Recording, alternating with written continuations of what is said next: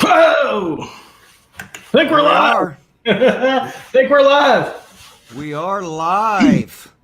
Good Episode number 21. Wow.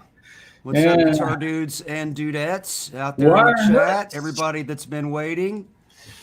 How's it going, Wire Nuts? Welcome, Wire Nuts, to the show. Everybody got all their Christmas shopping done? Hope everybody's ready for the big day. A week away. Depending on how you do things, it could be a little less than a week, but depending on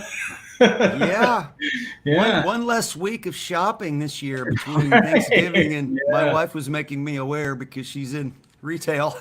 right. So if you haven't shopped yet, you need to get started soon. Oops. Dave hasn't got my present yet. That's what he's telling me. Hey, yo, bro. I used to have a yo-yo. I might be able to do that again. Who knows? There you go. You never know. Oh man, how's everybody doing this evening? Let's see who we got in the house tonight. I see. We'll just scroll all the way up to the top. Looks like Who was in first? Zach Thong was in first. Always got to give the first guy the shout out, yeah. right? Good evening, Zach. Hope you're doing well. And then we had Jack the Rabbit, who informed us he has to be up early for work, so he's not going to be able to join us tonight. So, but he did inform us that he does have a Live Wires T-shirt on the way, which we appreciate that. We appreciate the support. So thank you very much, Edwin Crane. Good evening, Edwin.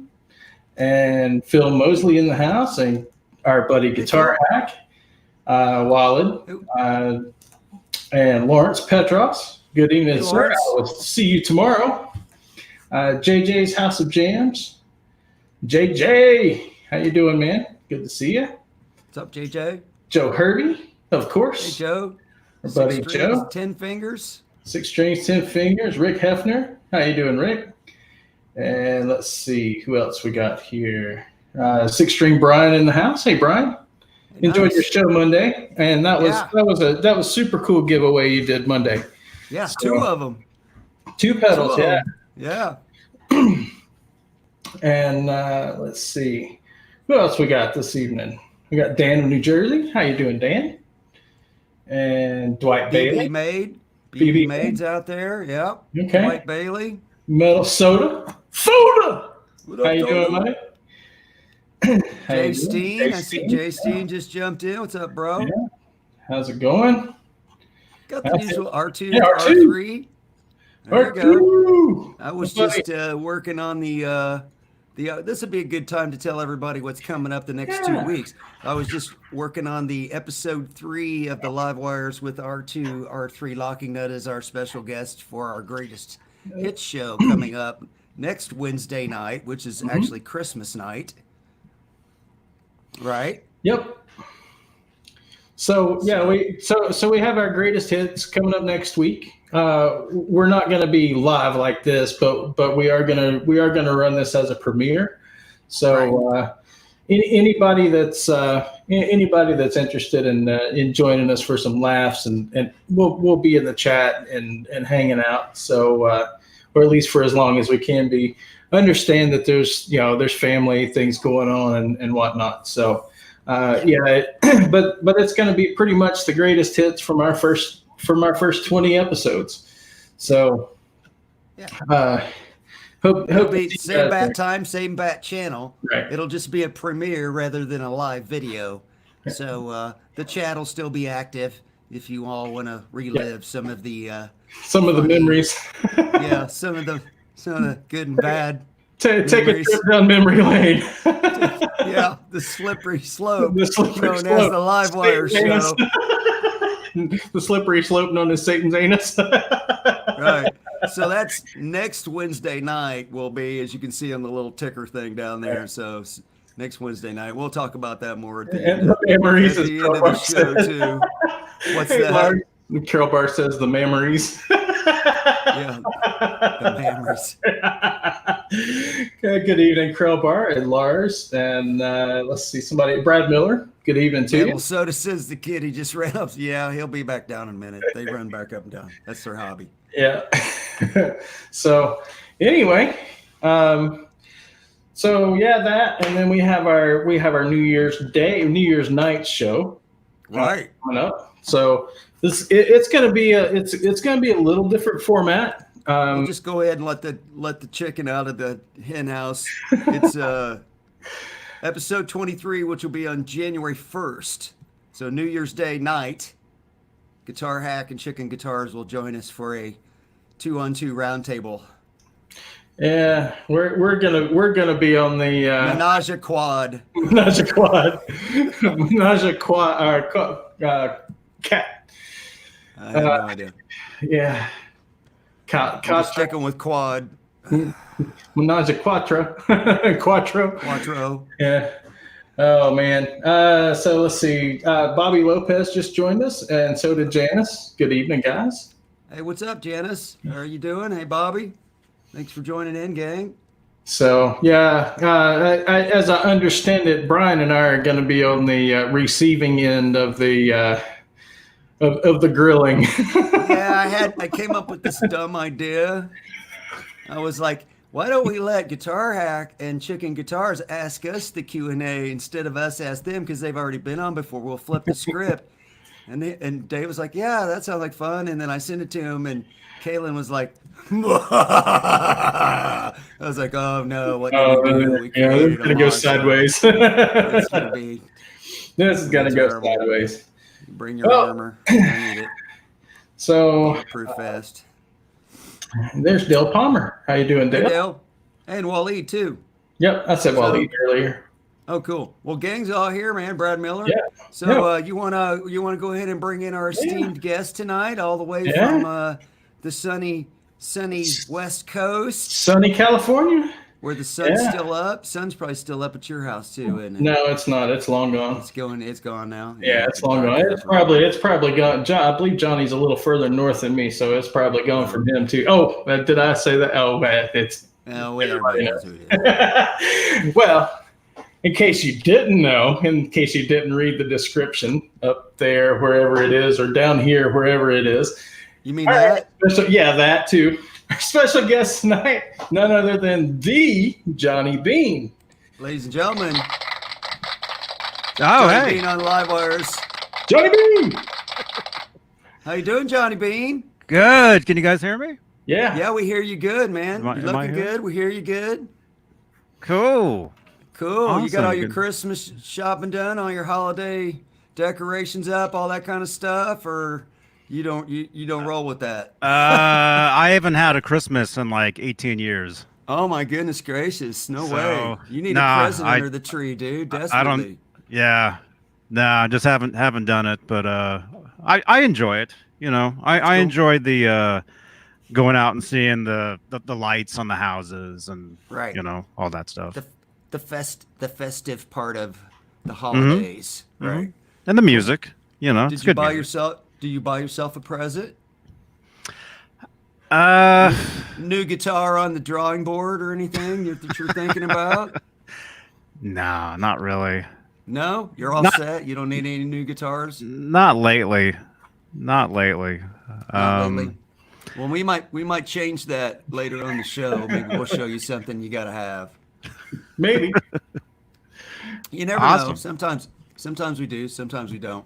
Well, we really appreciate you coming on, Johnny. It was a little bit short notice, and as everybody, most of the people in the chat probably were watching last week, at the end of the show, we announced there was going to be a different guest, and there was some technical difficulties, and so we had to go to the list of wishful guests that we could possibly get. And I said, well, let's see if we can get Johnny on. And you said, yeah, dude, I'm in right off the bat. And I was like, problem solved, Dave. Johnny's going to do the show. So we really appreciate that. Thank you so much. Real quick, I do want to send out our get well wishes to Todd Flowers. Yeah, I hadn't been feeling too good. That's who Hadn't was been supposed to be feeling on too our show good. this week. So plus, get I well, think he had some computer problems too. Right. So So- double trouble. get well, Todd. We're pulling for also- you. Merry Christmas, buddy. And along those lines, Bobby Lopes just put in there, get well, Dave Nesdahl as well, who's a regular on the Johnny Bean Show. If you haven't seen, I know he's having some health issues too, and's been in the hospital for some surgery. So I've seen some of his. He's got a great sense of humor though, because I've seen some of his Facebook posts, and he's kind of making light of it, but it's cool. So we're all wishing him the best as well. Hope he gets home soon for the holidays. Is he going to get out of the hospital before Christmas? Hopefully. Nah, I don't think so. I think so. I think he gets out probably like in a month. Does he have a guitar in his room? Not yet. Somebody I think needs to take him something up there to I think he will at some point. Yeah. pass the time. Well, we're all hoping he gets Yeah. better. Well, Johnny, we do this thing on our show every week with each guest, and you are guest number 21 on the live wires, and it's called the guest Q&A, and I'm getting a thing to go look up here. It needs to pull. Dave is asking to have you turn your mic down slightly. Just a little bit. Yeah, you're a little loud. How's that? He's perfect. Well, he's perfect in my ears, but that just depends on where your volume's set on your machine, right? So he sounds good to me. So yeah, how's that? I think he's okay. I think he's okay now. He was just really booming there for a minute. Gotcha. Yeah. That's much I better. turned down a little bit. Well, I told him to turn up at first, so that's probably my fault. Yeah, and usually when I do this stuff, I'm like right on the mic. Like I'm like right on it. So I mean, I could, I could go like that and just be back a little bit. That's perfect. There you go. Cool. All right. Well, the first week, some of these questions are the same for each guest. Some of them we trick up week to week depending on the guest. So the first one we want to ask you is, how long have you been playing the guitar, and who or what was your inspiration to try it out? Like how many years? Yep. When did you start? I don't even know. How old were you? Holy crap. Real little or teenager? I was 12. You were 12. Okay, I was 12 when I So started, you're like yeah. a sixth or seventh grader. Now they're telling me to turn my mic up, so I'm just going to move my mic closer to me instead of touching anything. So you were about in the sixth or seventh grade. 6th grade, yeah. Sixth grade. Okay. Mhm. And what were you already playing? Were you already in like the school band or something like that, or what led you to pick up the guitar and give it a try? Well, I've always been into music. Have you? My whole life, ever since I was 5 years old. I was listening to the Boston Pops Orchestra, Arthur Fiedler and all that type of stuff. Did you come from a musical family with No. parents that were No, not at all. No. Not at all. So I was like the first one Mm-hmm. to start playing an instrument and get into music and stuff. So how did that first guitar come about? Was that something that you asked for, or did you mow the grass for your neighbors to save up the money to get it, or how'd you acquire your very first one? Do you remember? I probably asked. It was probably a present. I would Present? think. Birthday or Christmas, something like that? Probably, yeah. Yeah. It was called a Series 10. Mm-hmm. I forget what the company's called, but that was the model name. And it was like a Strat. Mm-hmm. It was a red Strat. And I remember my first I played in front of my school after like only like the first week of playing. Oh, really? They had like a talent show or something, and you played? They had like a little That's performance on the stage with the curtain and everything. Really? And I didn't even have a guitar strap. Did you do it by yourself or with other people out there, or just you?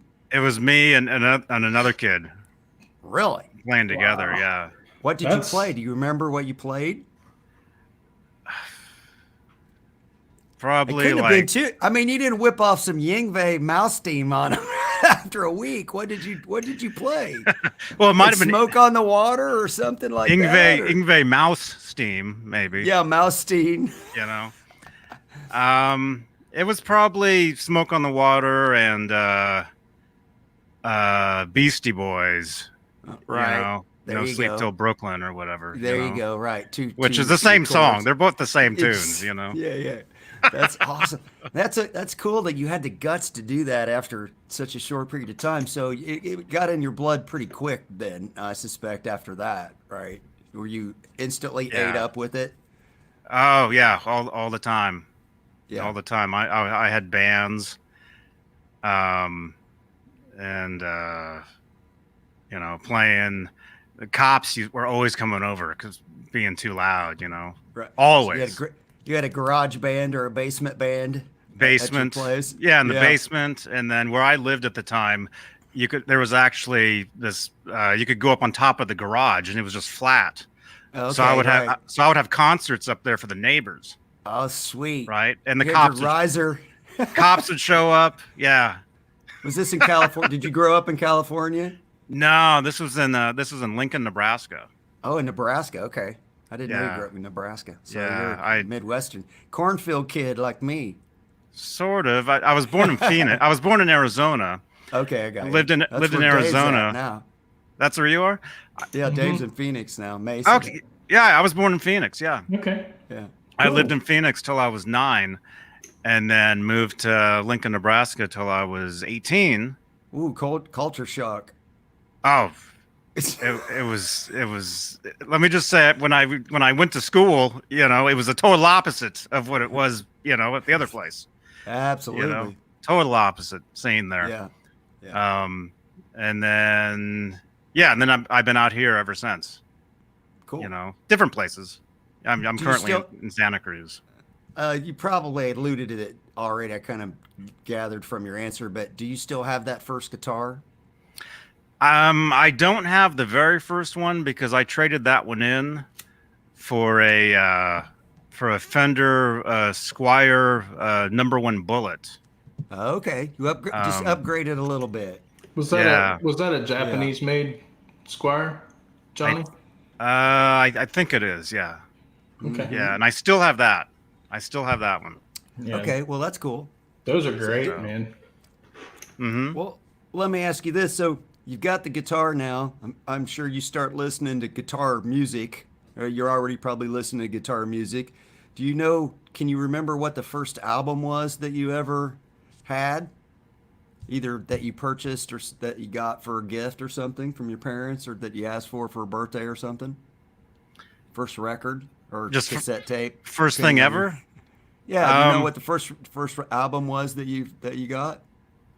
Well, before I started playing the guitar, I remember getting an Arthur Fiedler Boston Pops double LP. Right, And it live had- performance at the Boston Pops or something. Had all his like greatest stuff, Right, And right, so, right, So right. so when I was a kid, I really grew up on like classical music. You were like into the big symphony music, right? Yeah. Yeah, like that. Yeah, and Right. I still am actually. I listen to that stuff more than I listen to like rock music. Oh, do you? Cool. To tell you the truth, yeah. Yeah. You like that. Well, there's nothing wrong with that. It's fantastic music. Pretty much all the music was created and we're just stealing from it. Yeah. Right? By those Just- classical you just- musicians from way back in the day. You just don't want to Everything's already drive been to written. that stuff Yeah, exactly. You because fall asleep. it puts you to sleep. Yeah. But any other time, it's great, Cool. And actually, I hang out with a lot of classical musicians now.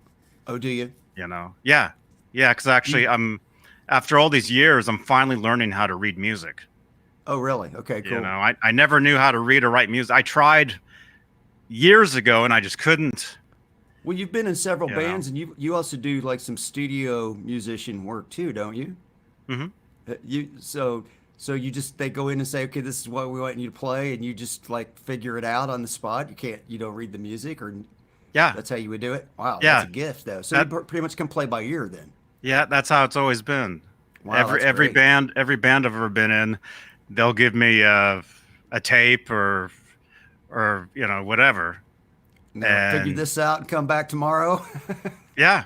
That's cool. You just if you have to learn 15 songs, you learn them.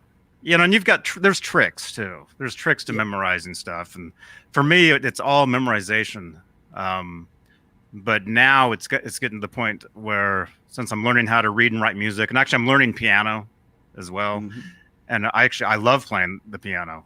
It's amazing, but I play too like rough though. You're supposed to have you're supposed to sit a certain way and have your hands a certain way. Yes, but you have to be. But the way that I play, actually, I just played a recital a couple weeks ago. I played the intro to Van Halen's "Love Walks In." Okay. And I had to learn how to read the song, or the intro at least.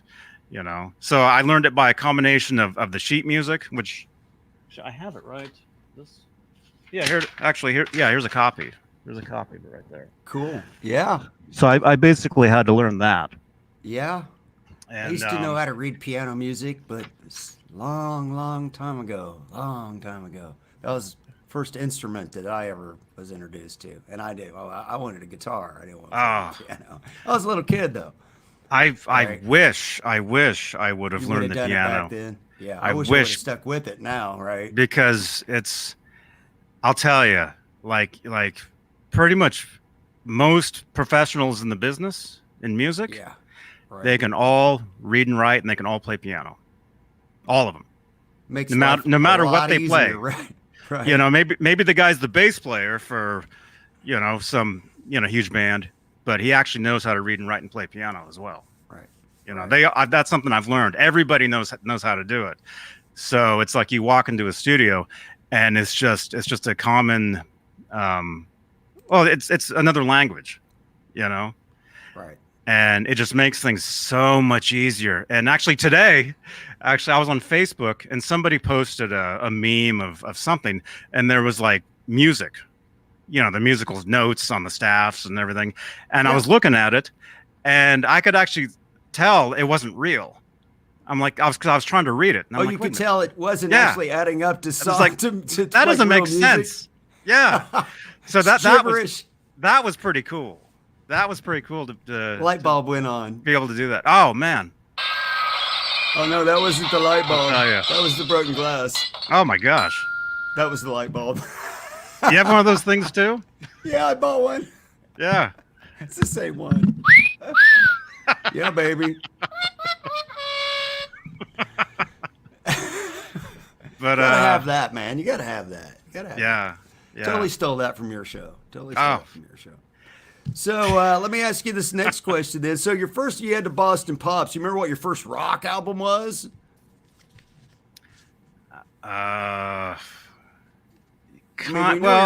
We know you're a big Van Halen fan. How old were you when you got into Van Halen? Am I? No. Well, let me say the first, I guess it'd be rock. Not really. More country. The first tape I ever had, one of them was the Dukes of Hazzard soundtrack. Right.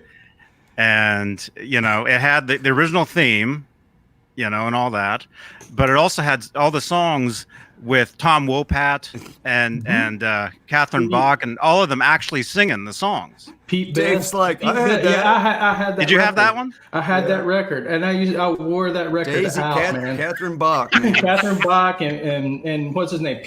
Not Pete Best. James Best. James Best. Thank you. Mm-hmm. Yes.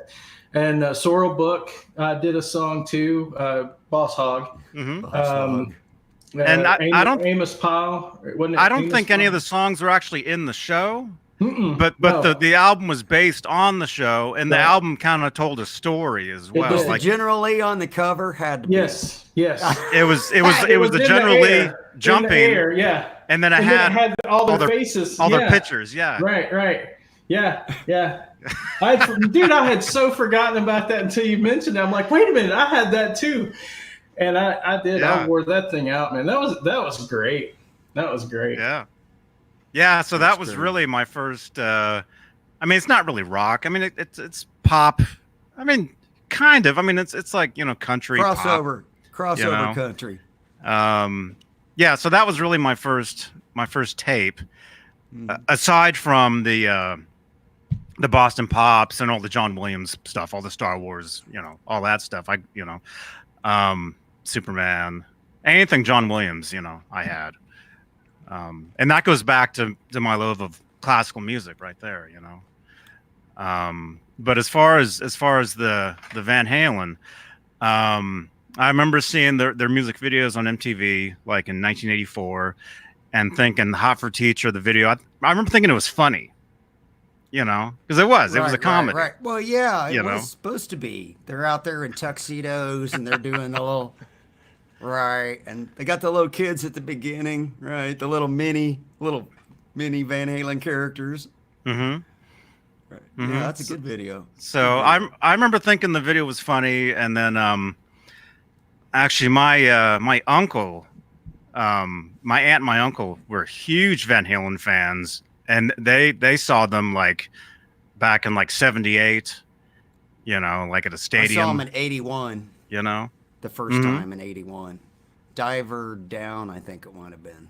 Does that sound right? Diver Down. 81 would have been Fair Warning. Fair Warning, yeah. So, but Diver Down was 82. Tell you what I remember the most about it is the whole lights above the stage at the end of the show. They got lights above the stage, right, hanging there. These like rotated down and came down behind them, and it was a big, humongous VH. That was a ginormous VH. Okay. So the whole lights thing turned down on the back side of it was a V, and then they turned it up all the way, and it was just white, and you could feel the heat off of it. It was like the surface of the sun. It was flashing, right? Yeah, it was would flashing. pulse. Yeah, and pulsing. Then they just turned it up all the way, and it was like, it was incredible. Of course, they're standing in front of it, so now they're just silhouetted, right? This is at the end of the show, right? After the last encore, place is going crazy. Wow. Yeah. Wow. That was Fair Warning. That was Fair Warning. That was great. Never forget that. That was like my second concert that I'd ever been to, so I left a mark for sure. Man. Yeah, I'll never forget that. Well, let me ask you this next. This kind of moves us a little bit more into the present day, Johnny. When did you start posting videos to a YouTube channel, and how did all that come to pass? What made you decide to become a YouTuber? I think YouTube came out in 2005. I think. Sounds about right. Sounds about right. Which actually sounds crazy, because YouTube has been such a huge part of people's life all these years, and 2005 really wasn't that long ago. No, not really. 15 years ago at this point. Well, almost, but it doesn't seem like that long ago, really. No, it doesn't. No, to me, 20 years ago was like last week. I know. I am the same way, Johnny. Yeah, me too. But let's see. I remember watching videos on another. This was before YouTube. There was this other platform called. What was it? iFilm. Oh. It was called iFilm, and I would film videos of my dog, and put them up on this place called iFilm, and then YouTube came around, and then I just started posting videos just of my dog and just random. These days you'd call them like vlogs. Vlogs or just daily, just random stuff. If you had your dog in them, they'd be vlogs, wouldn't they? Yeah. what was the other format that everybody was daily using? Dog log. Pre-YouTube. What was it? Not Instagram. What was the? Oh God! Somebody help me out.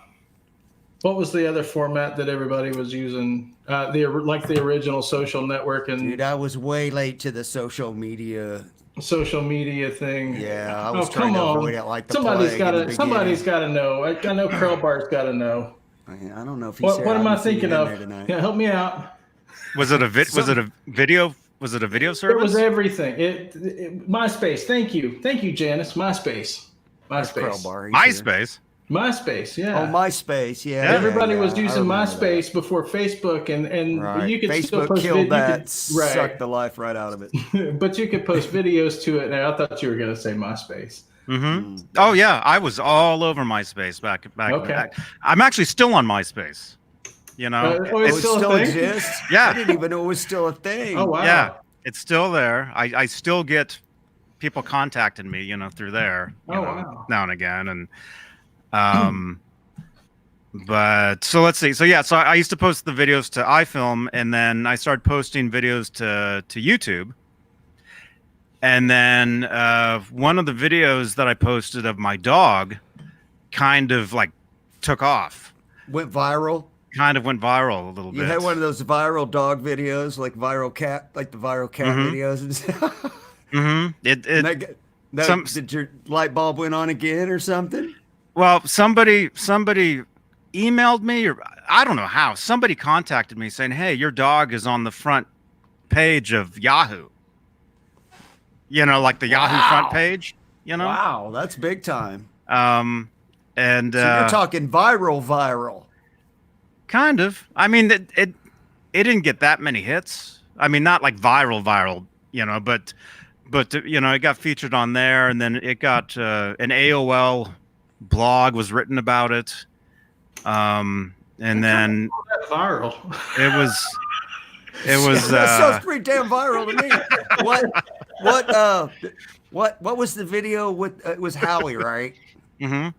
What was the video with what was Howie doing in the video that got all this attention? Well, this particular one, yeah, because I would film all these videos of him and just put them up and not even think of it, you know. Right. And so there was a lot of different ones, and in the beginning, Howie, he never barked. He was always very, very quiet. Mm-hmm. And so we kind of had to teach him how to bark. So we would teach him words. So he could actually say hello. He could say I love you. Oh, yeah? He could say like certain little things. And so one day I filmed a video of him, and we taught him how to yawn. So I'd say Howie yawn, and he would just yawn. He would do it. He would do it on command. Huh? He would do it on command. Was he a shelter rescue? How'd you get Howie? He was from a Dalmatian rescue. Oh, okay, Dalmatian rescue. Yeah. Actually, here in Santa Cruz, actually. Cool. That's how we usually get all our pets. They make the best pets usually. I think they appreciate having a family. Right. Cool. So so Howie went crazy. When did it go from a daily dog vlog to EVH guitars and talking guitars and having buddies on live shows and all that kind of stuff? How'd that all evolve? I think let's see, it was Howie videos, and then so the channel my channel started as a channel for him, really. That was the Howie show. Not the Johnny Beane show. No. Yeah. And so all my early, followers were all following him, you know, and I think about 10 years ago, I started doing like some guitar lesson videos and some like licks and tricks. And since 10 years ago, that's decade. So you're like original OG, almost like we were talking to Tone King last week. He's been on 13 years or something like that. Yeah, so 13 years. Yeah, exactly. Yeah. Almost exactly 13 years. Yeah, so you're like OG YouTuber guitar dude. I think I've been since 2006. Yeah, let's see. Wait a minute. That's 14 years. That's almost 13 14 years. Yeah, so 13 you've been years. On as long as Tone King then. Yep. If you go to my channel, you can go back. They go all the way back. 13 years of videos. Oh, by the way, throw the link to Johnny Beane's channel up in the chat for everybody. And like there's probably you probably won't get any subs tonight, Johnny, because they're all already subbed to you. Everybody that watches our show, I'm sure they all watch your show. But anyway, if you're not, please go sub to. He has great weekly shows and cool guests and that kind of stuff. And they have a lot of fun and laugh like we do on this show, which is kind of the same kind of thing. So, well, let me move on. We got a few more questions for you.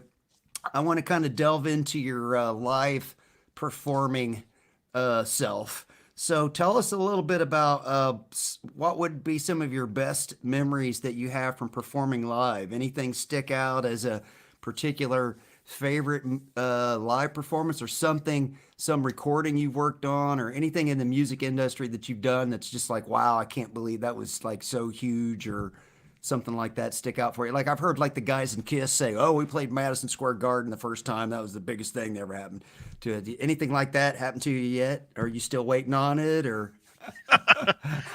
Well, MSG, not yet. You haven't made it to Madison Square Garden yet. Not yet. Never even been over there.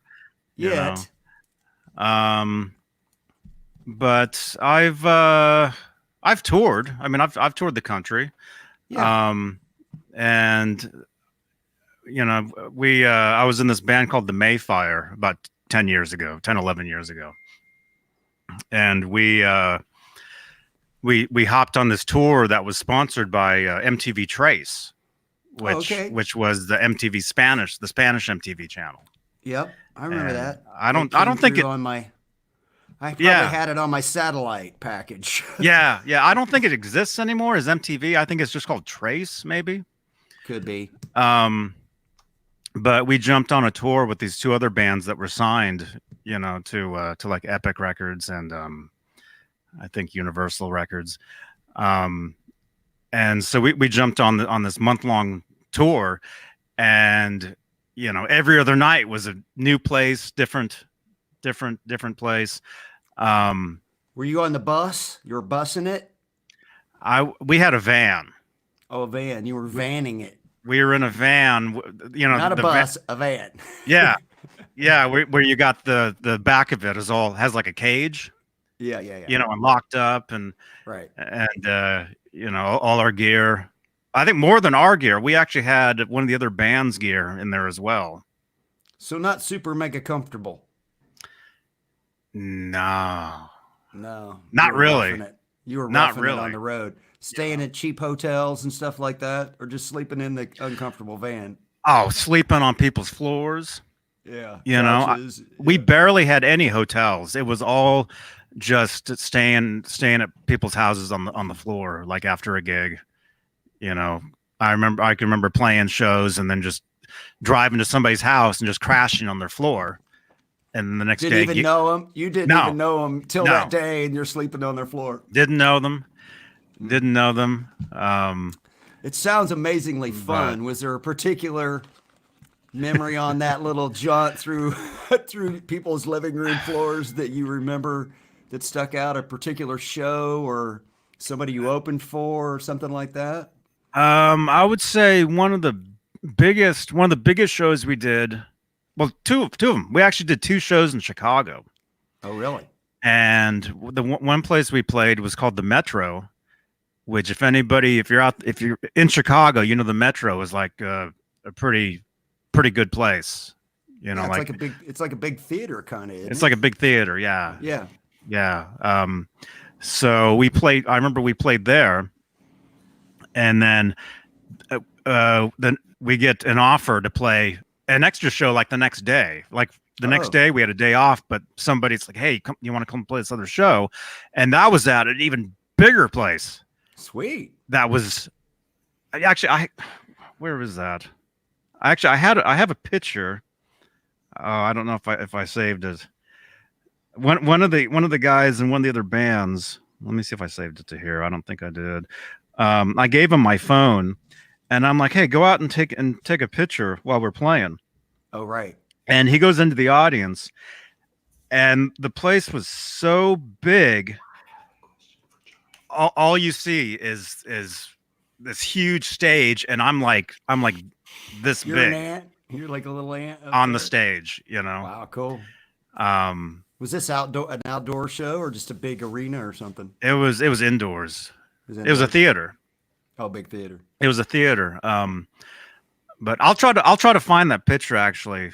Actually, I know it's on my MySpace. So if any of you guys go to my MySpace page, I know this picture is there because that's from 10 years ago. When you find it, stick it up on Facebook, and we'll all go to I'll see it. We'll see it on your Facebook page. I have a quick question for Johnny. Okay, go ahead. Go ahead. I saw you were signaling like you were waving in an aircraft or something for landing. Where's the furthest away you've ever played? I would say, is it Monterrey, Mexico. Mexico. Okay. Mm-hmm. So no, like European tours or anything like that, or no, not yet. Not yet. I would love to go over there. And if anybody's watching this, I'm available to tour. Edwin Crane wanted to know if you'd ever played Atlanta. No, Atlanta, Georgia. Never played Atlanta. I think on the MTV tour, the furthest we went was I think Chicago, and then turned around. It's too damn cold here. Let's go back. Yeah. Well, no, this is in the summertime. It was hot. It's like it's too hot here. Yeah, right. It's too humid, sticky. So summertime in Chicago is no joke. Neither is winter. Extremes in Chicago. Exactly. Guitar X says at his house it's 8 degrees Fahrenheit right now. Ouch. I got about this much snow on the ground, but it's from a couple days ago. 8 degrees is not. That hurts. All right, we got one more question for you, Johnny, and this is the standard question that all of our guests get. So it's a repeating bit on the show. So we're going to strand you on a deserted island with electricity. But so you can have some toys. So you get to take one guitar, one amp, one pedal, one album to listen to, and then one miscellaneous luxury item. What would you take to the deserted island with you? You could only have one guitar. Do you have one guitar that's your favorite, that you grab the most, or that you would never sell because it's your favorite one to play? An electric guitar? It wouldn't have to be. An electric? Yeah, it's totally up to you. You get to pick what you want, but you do have electricity, so you can take an electric guitar because you can take an amp and a pedal and whatever. Actually, to tell you the truth, I would love to take like a classical guitar, like a classical acoustical guitar, like a nylon string classical. There you go. That's cool. I love those things, and I don't have one. I wish I had. Well, that's part of the fun of going to the deserted island. You can take whatever you want. You don't have to own it. So that's part of the rules. So you would take in a nylon string acoustical guitar. That's pretty cool. Well, that's going to bring the other two parts of the question into question, because you probably don't need an amp unless you get one of those Fishman amps to go along with your acoustic guitar. That's one of the battery operated ones that you can plug into an amp. Right. And then probably the only pedal I can think you would need, maybe a tuning pedal. Right. Probably. Well, yeah. Let's do both. I mean, I would love to have the classical guitar.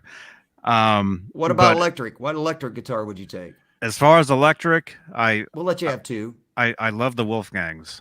I'm a huge fan of the Wolfgang guitars. Right. And this one, thank you, David Ennis, if you're watching. Oh yeah, I think David's definitely in the chat. I saw this was a gift from David Ennis.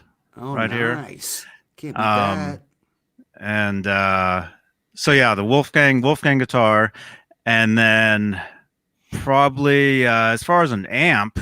Yeah, what amp do you like? I have a. I've got the PV 5150. How did I know you were going to say that?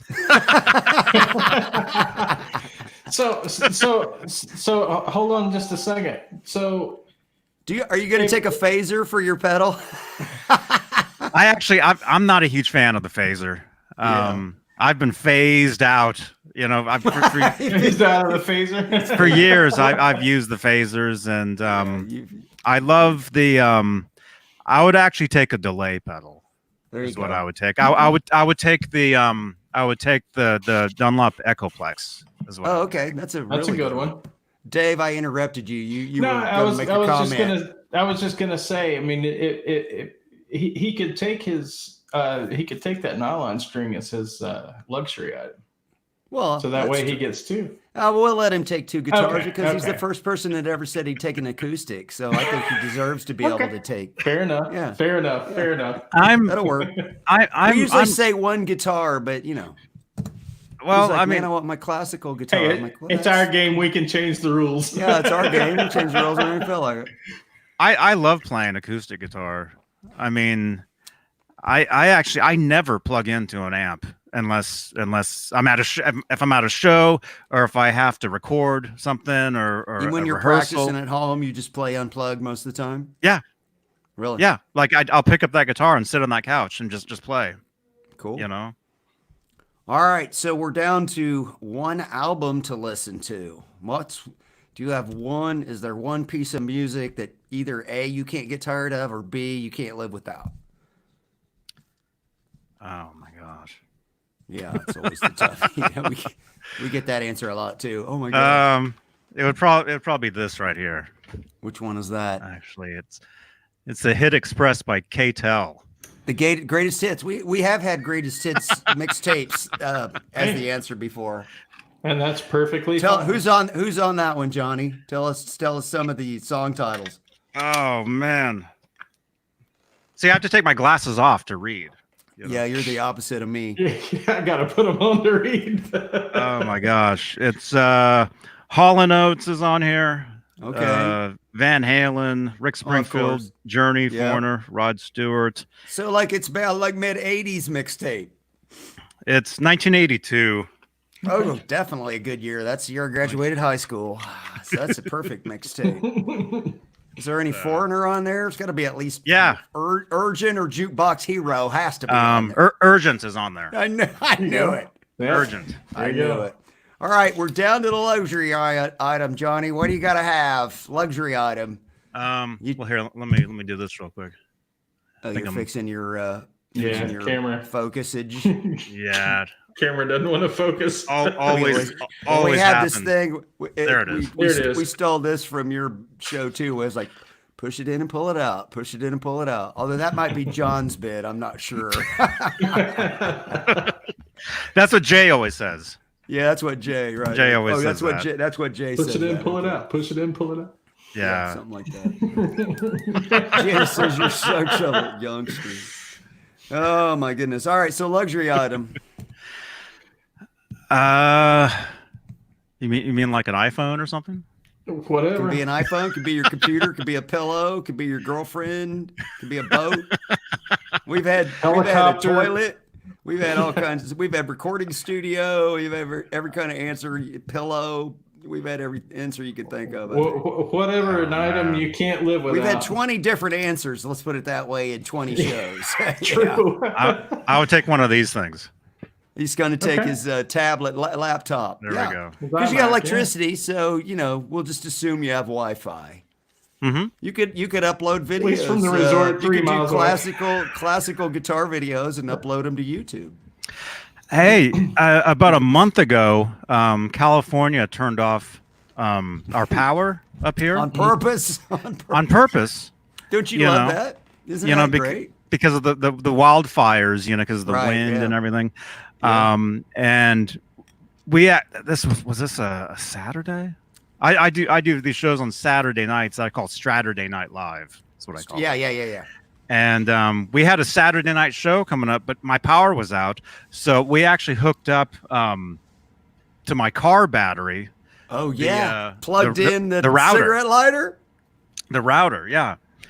So I ran a 3-hour show from the car battery, even though I was sitting here in the dark, but we were I gotta on. go back and watch that one. I missed that one. Yeah. That's classic. Yeah. It's there. Yeah. That's classic. So he's taking the laptop. All right, Johnny, we thank you a lot for playing along. That was our segment known as the guest Q&A, and we wanted to get to know Johnny a little bit better tonight as we do all of our guests. So we're going to move on to the next segment of the show. How long have we been going, Dave? Oh, man, we've been going 50 minutes. We gotta move on, brother. So the next thing we do on the show here, Johnny, is called Dr. Dave's the tips and tricks. And what are you going to tell us about tonight, brother? Or what are you going to do tonight? We got something special tonight, right? Something different. Yeah. Something different lined up for tonight. Well, let me go ahead and give you the solo layout. And Johnny, if you need to go visit the little boys' room, this is a good chance to do it. Yeah, I'll get a drink. Go get your beverage because he's going to unbox this guitar here real quick. So as you guys know, this is the collaboration between the Tone King and myself. Yes, it is. And this arrived Monday, and I am just now unboxing it. So if you can see there's the guitar when Tone King actually unboxed it on his show. Right. And one more little cut here, and we should be into this bad boy. We'll be in. That's what she said. That's right. We'll be into this bad boy. And all right. We have the Glary Strat. The Glary Strat. Yeah. So Johnny, I'll give you the lowdown here. I'll give you the lowdown, Johnny. So Tone King bought this Glary guitar, which I think he paid like $60. No, he didn't buy it. Well, he didn't buy it, but he got it. Mm-hmm. Yeah, and they go for like $65 shipped on Amazon. Oh, I've heard about these. Yeah. Right. So Yeah. he got it. So Tone King got it a couple weeks ago. He unboxed it on his show.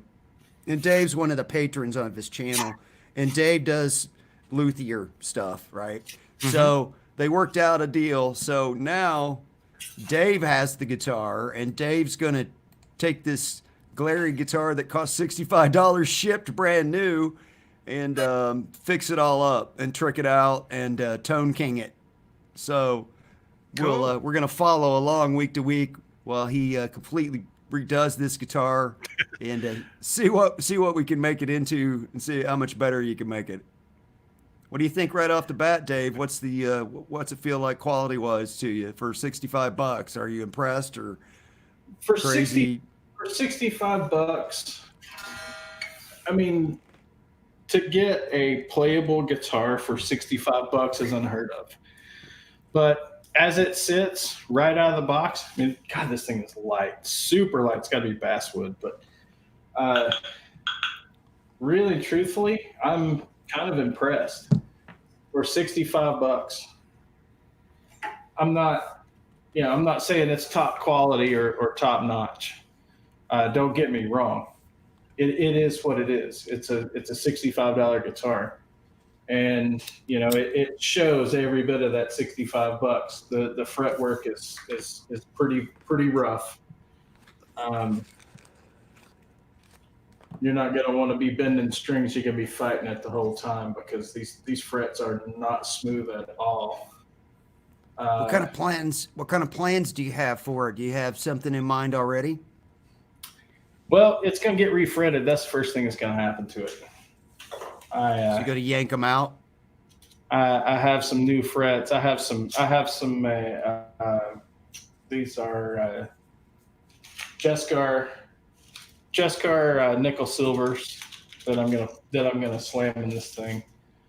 It's pretty flat radius. I was expecting a little more of a radius, but it's actually pretty flat. Is it 14 or 20? Probably 14.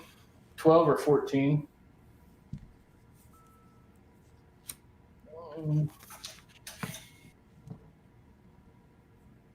What about pickups? You gonna swap pickups out of it? Pickups. So I received a package in the mail from our buddy Quentin today. Oh, you did. These two are definitely going in it. So these are from a player Strat. So these are made in Mexico pickups. That's going to be a huge upgrade on these. Which I'm also going to use some of the pots that Quentin sent because these are actual good pots. So we're gonna Fender pots or came out of a Fender. Yeah, we're gonna shotgun the electronics out of here because, that's these pots actually don't feel too bad. That switch has got to go. That's a cheap switch. Might be able to save the output jack, right? I'll have to see what's what. See what's what. Yeah, I'll have to. But first thing I'm gonna do is I'm gonna just take this. This thing's just coming apart. What's the neck feel like, Dave? What's the shape like, and what's it feel like? It's pretty big. For what I would consider for a beginner guitar, it's pretty wide neck. I mean, pretty thick neck. I mean, you can kind of see. Yeah, it does. It looks rather beefy. It looks bigger than a Fender, like a modern C. It's definitely bigger than like a modern C. So I mean, it's got some heft to the neck. Maybe shaving that down some. I don't know yet. I haven't. This thing's gonna look completely different. What's the finish like on the neck out of the box? Is it satin or is it? A satin finish. It's a satin finish, so it's going to be nice and easy to pull that down to bare wood. Cool. And that's another thing that's going to happen. It's going to get pulled down to bare wood. The fretboard's probably going to be re-radius to at least to a 12. If it's flatter than a 12, I'll have to put my radius gauge on it to see. But it'll be a 12-inch radius when I'm done with it, and it's not going to look like this. So different finish, different pickups, new frets, probably new hardware. Do a whole lot too. Mm-hmm. So maybe some graphics or something. We'll see. We'll see. Cool. So, all right.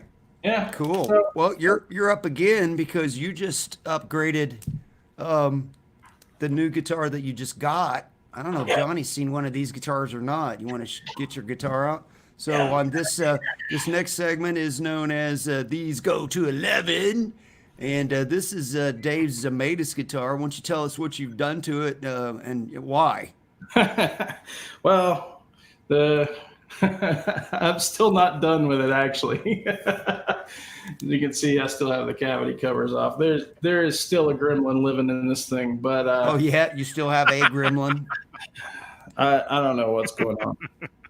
There is a gremlin that lives in this guitar, but I stuck some new pickups in. These are P&AFs from QA Guitars. So from our buddy Glenn at Guitar Bazaar.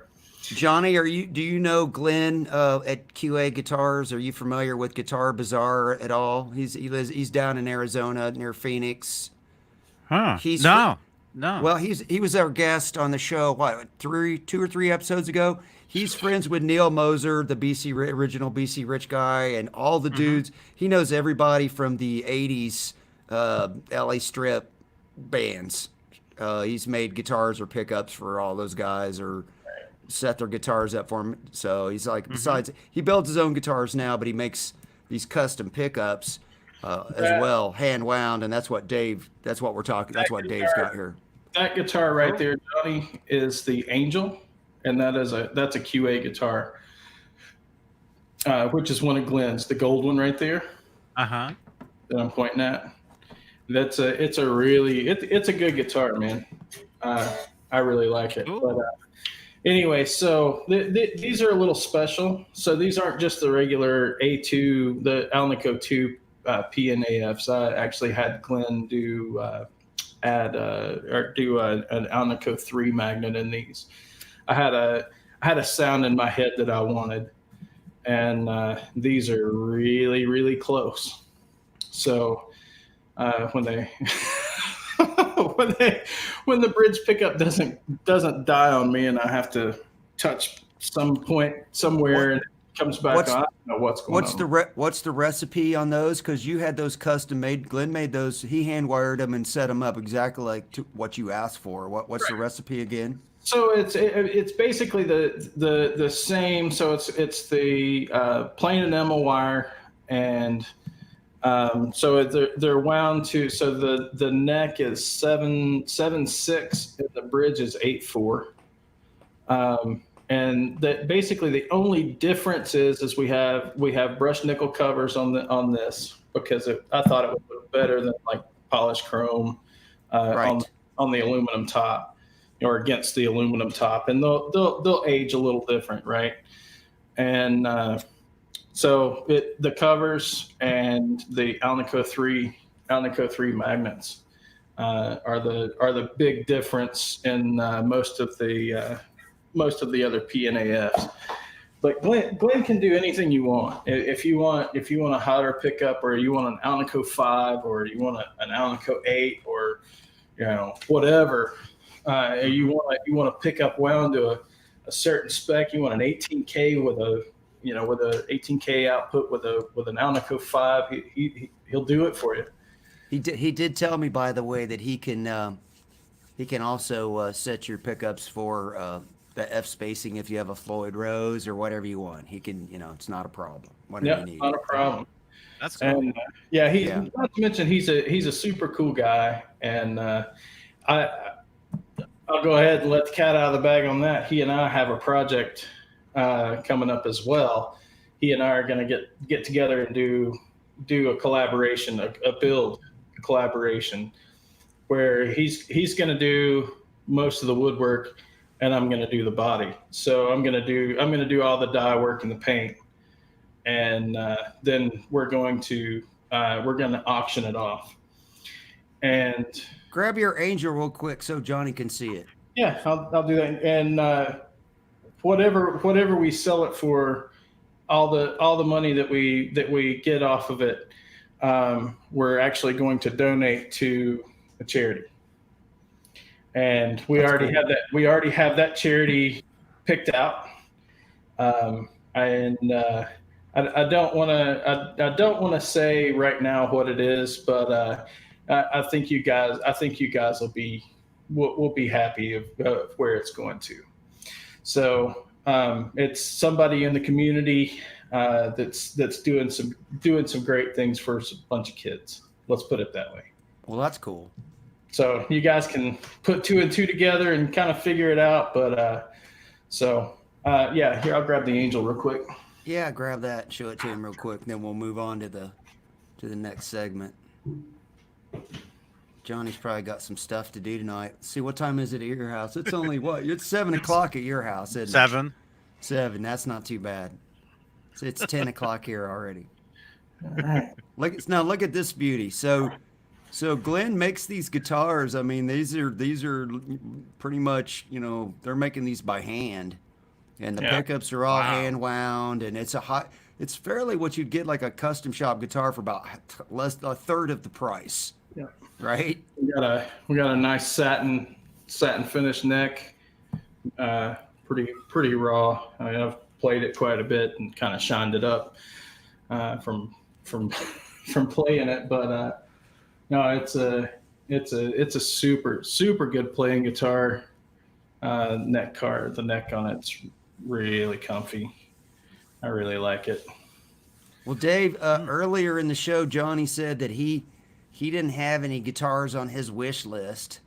But we've got some guitars to show some people that might be on somebody's wish list, and maybe one of them will pique his interest.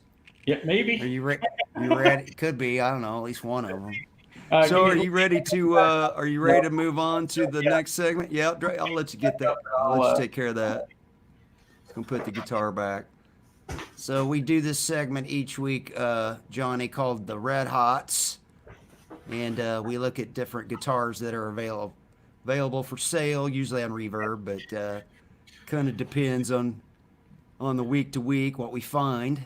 So let's see what. Well, actually, the first thing we need to talk about is. We have a little. You have a kind of a cool story to share with everybody before we get into the Red Hots. So a little segue into the Red Hots.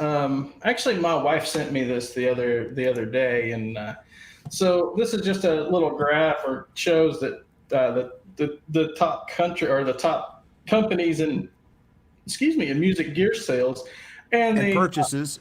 countries and purchases. Yeah.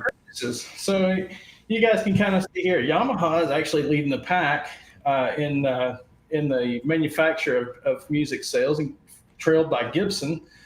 And now that's pretty shocking in a way that Gibson's number two on the list to me, because when you think about it, really the only thing they offer us is guitars. Do they even can you even buy a brand new Gibson amp? I don't even think they make amps anymore, do they? They're supposed to be bringing back the Gibson amplifiers, but Gibson's also got its hands in some other things.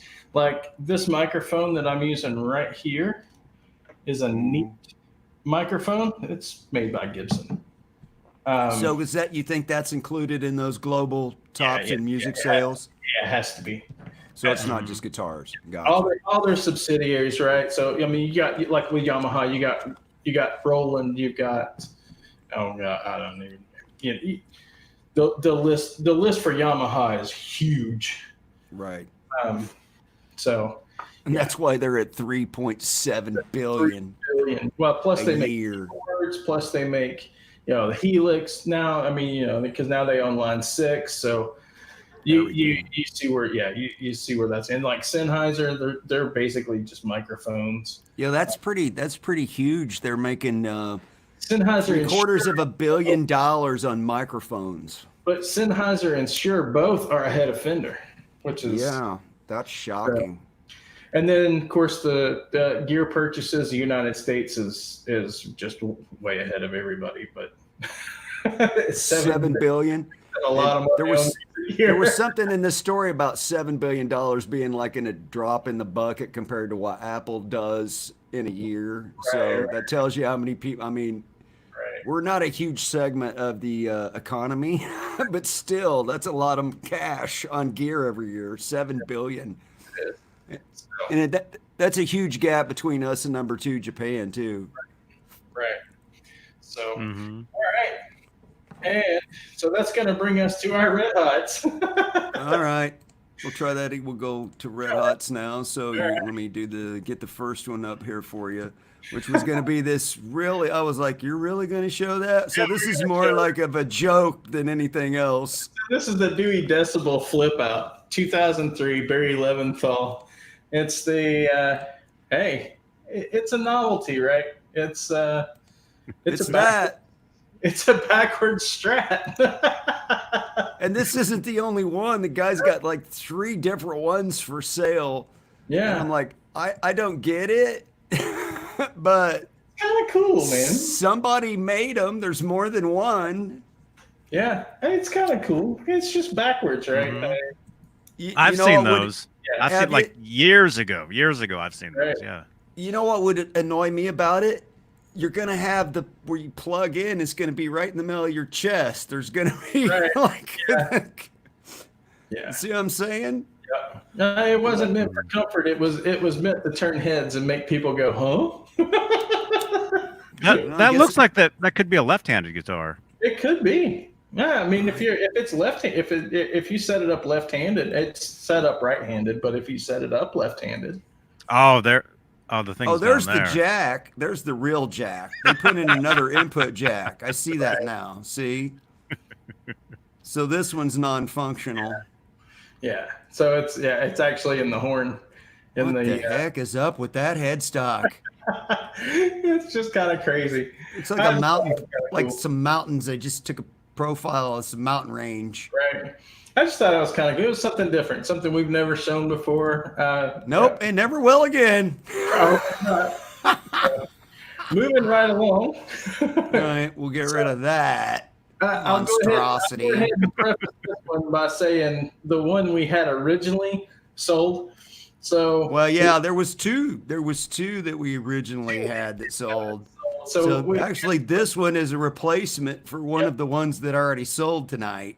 So before we could get to the show. So this is a 1984 Deane ML Baby. The pictures aren't very good, but it's kind of a good guitar, cool guitar because of its age. Right. So I used to have a Deane Baby Z. Okay. Was it a Hollywood Z?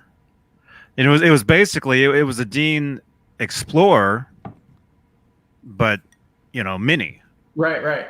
really This small. is an Explorer that's been V'd, right? So this is the ML, which is the Beane ML, right? Yeah, It's a Yeah. It's a V Explorer. That's like a mini, like the ML, like the dime bag. Exactly. Yeah. So Man, these were ghost built in in the ESP plant is where this is made. Yeah. Oh, this is an ESP made guitar? Yeah, it's an ESP made guitar. So this Nice. is Japanese. It's a 1984 made in Japan Dean. So, and price is decent on it. $315. Man, dude, you can't take a picture worth a damn. Yeah, those are the worst pictures I've ever seen of anything. $315 though. Yeah, I mean it's And he's taking an offer. taking an offer, 45 shipping. He's in Michigan. Yeah. Mojo's quality used gear.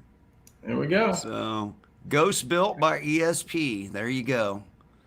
And to round out our budget friendly, which is $0 to $5.99. Okay, let me go back to the budget. Get rid of that one. Yeah. We no longer need that. Okay, so now we're down to the. Oh yeah, we're down to this one. Okay. So this is. I have to look at a list. I have to drive. You notice he just talks. I have to drive. See how this show works. Yeah, well, I'm the one driving when I'm on. I know. Like everybody else know. just gets to have fun. I have to drive. See how that works. Washburn, and it's got a piezo. It is a solid top, but it's a full hollow body. So it's a solid. They call it a solid body acoustic. That's a lot. That's a lot of knobs for a bridge pickup. Well, it's a piezo it has an onboard preamp with bass, treble, and volume. So there's your controls. It's got nice binding. Yeah, it's a really pretty guitar, man. At least I thought it was. I mean, it's $500. Guys asking 60 for shipping and taking an offer. He's got 2 offers on it. Freaking thin. Yeah. So this is like the precursor to like the Taylors, the like the T5s and those kind of things, the teleacoustic or whatever, And it's clean.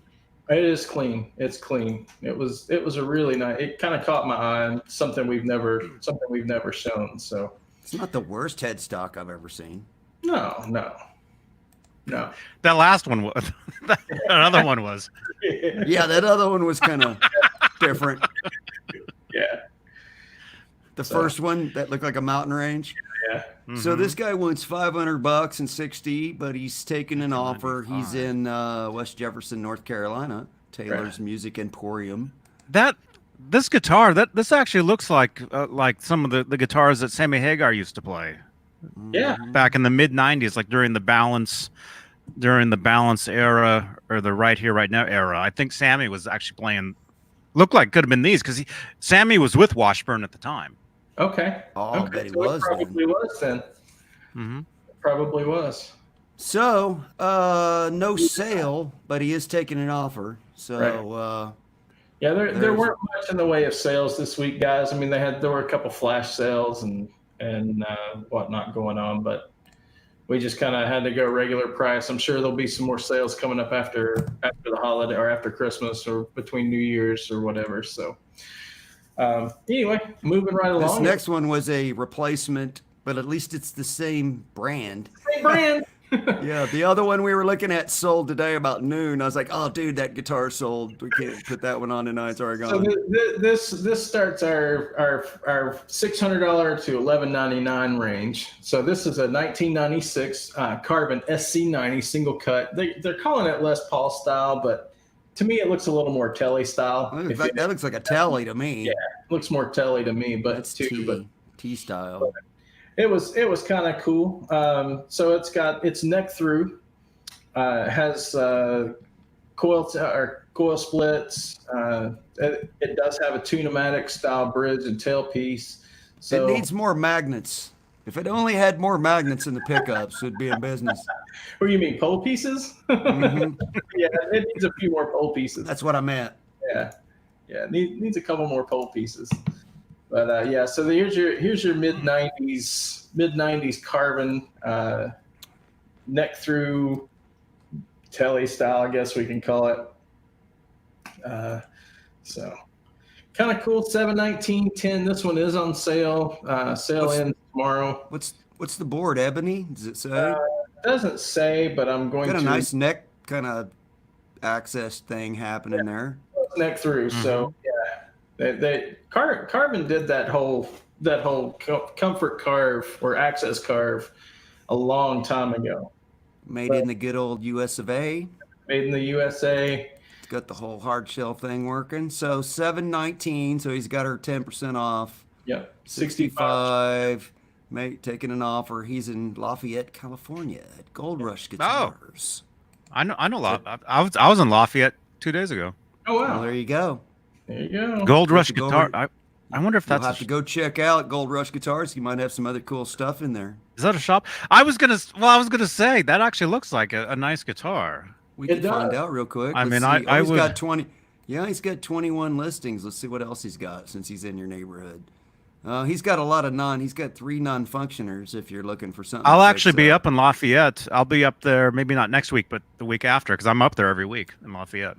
Looks to me like the nicest thing he's got is this American-made G&L. He's got a Schecter and he's got that carbon. It looks like the other ones are gutted or something that you would be fixing up on your own. Project guitars. Yeah. What's that first one there? Is that an Aria Pro? Aria, yeah, an Aria. Sunburst but it says Japan. Non-functioning. Doesn't have any. Says doesn't function. It's just the body. What are the pickups? They're probably going to be Aria pickups unless they've been swapped out. They look like Aria pickups. Period. Arias. That's cool. Let's see what it says. Staple humbucker. Hollow body, Japan made. Husk. You fixed luthier. One word. You fix. Yeah, it says capital this F. Guitar Husk is just waiting. That's the description. This guitar Husk. I mean, it's pretty much all there except for like a trapeze style bridge is what it would take because it's probably a full. I don't even see where the bridge would be mounted. It looks like you can barely see the little pinholes. Well, no, you'd have to. It'd be a top mount. Yeah. Oh yeah. Like an acoustic style. Or a trapeze style. Yeah, right. yeah. Goes off from the back, comes up with the. Trying to get back to the original photograph. Well, Since there you go. Next time you're in Lafayette. That's local to me, and actually, I really dig that guitar. I like that. Well, there you go. There's your fixer-upper. He only wants $270, and he wouldn't have to ship it to you. And if you walked in there with $2 1/4 and said, "I'll give you cash," he'd probably just let you walk out with it. Probably. Bad. So, all right, moving along. So that's the. That was the Carbon. We got a little sidetracked. That morphed its way into an Aria. So let's see which one. What's the next one we had? That was this Eastman, right? Yeah, it was Eastman. This one's pretty cool. So there's an Eastman T486 Deluxe Black Gloss Thin Line Hollow Body. It's brand new with a hard case at $11.91 and free shipping. So this is out in West Hollywood, California. I have played a few of these Eastman guitars, and I'll tell you, they are made in China, but they are some fine instruments. They're extremely well made, and they play pretty amazing. But this is a full size, so it's basically like a 335 or 455 or 435. Excuse me, not 455. All right, size body. It's an ebony fretboard. It is a laminate top, back and sides, which is pretty common. I mean, that's even Gibson's doing laminates, or it has been for years and years on their hollows and semi-hollows. This store says it's on the Sunset Strip there, Johnny. Yeah. Cool. So next time you're in LA. Yeah. I'll be down there in about a month. Oh, there you go. So he's asking, let's just call it $1,200 with free shipping. Mm-hmm. And he's in West Hollywood. Yeah. So, all right, that guitar's gorgeous, man. That's a beautiful guitar. and I can guarantee you it's going to play pretty amazing. So, all right, moving on. Here's something for the. Oops, I didn't mean to do that. Did you lose me? No, I'm still here. All right, so next one is for the Fender crowd. This is a Japanese made one here. It's a Japanese Jazzmaster. It's a 60s Jazzmaster. It's made in 2017. It is Japanese, so it has the JD serial number, and yeah, it's $965. So it's coming in under our $1,200 mark. It's pretty much your 1960s Jazzmaster. It's got all the appointments. It's got the right switching. The only thing it doesn't have is the mute. I don't think anybody's used those since 1960. Since like 1965 anyway. So those really switches have always just been so weird. So So you have a rhythm and a lead circuit. And What's this one do? Is that a kill switch? That's your actual pickup selector. So I see. It's got the knob there now. I see it. So why did that? It looked like an optical illusion. I couldn't tell. I think they added that. I think that's added. There it is. There, it's a toggle. That's on the originals. If you scroll back to where you see just the top horn. One more. Back one right there. So this first. You can't see what I'm pointing at. The first switch that you see, the up and down switch, that's your rhythm and lead circuit switch right there. That one? Right. Mm-hmm. And what that does is it puts a capacitor in the circuit to kind of darken things down, to make it to tame those high output single coils. They're not really P90s, they're high output. Is that a switch or a roller? The other one? That's a slider or a roll. Yeah, rolls. So that's your independent volumes for your neck and your bridge. Because there's not enough for your fingers to be doing when you're playing the guitar already. We need a roller switch added in. But again, the thing is that it gives you a world of tonal options that like a Strat or but a lot of the other guitars just don't have. So hey, they're cool. They're cool. Pretty clean, mega clean. Yeah, it's very cool. So 2017, 965. He's looking at a grand 10, 1010. Right. Where's this guy? Oh, he's in Hawaii. He's in Hawaii, yeah. Hawaii. You ever go to Hawaii, Johnny? Have you toured to Hawaii yet? No. Not yet? No, but my friend Mancuda was in Hawaii for a year shooting that show. He was on that TV show Lost, right? Yeah. Yeah. Oh, that had to suck. Yeah. That had to be rough. Yeah, that had to really blow. Okay. With the Fender. That's going to take care of our $600 to $1,200 range. Now we're $1,200 to $2,400 range.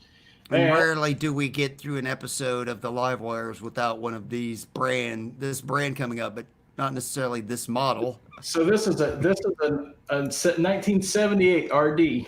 All original, and this is the RD custom with the Moog electronics, and it's fully functional.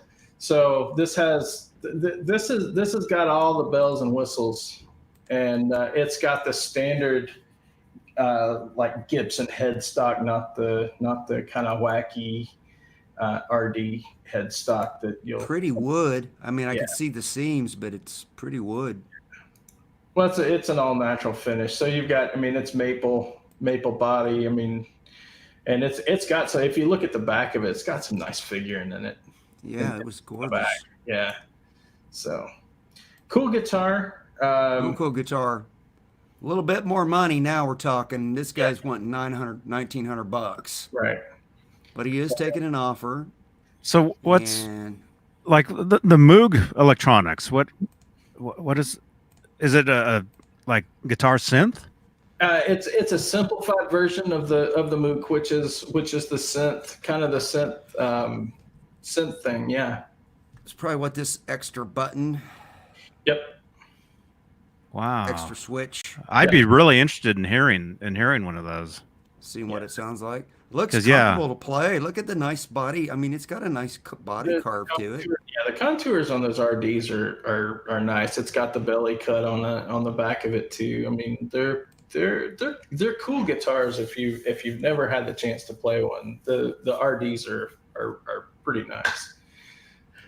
All right, now I think we're getting into Johnny Beane territory. Yeah, we're getting into. I think we're starting to get into Johnny Beane territory here. So this is a 1999 PV Wolfgang USA arch top with quadruple A flame in trans amber finish with a beautiful bird's eye maple neck. That thing is cool.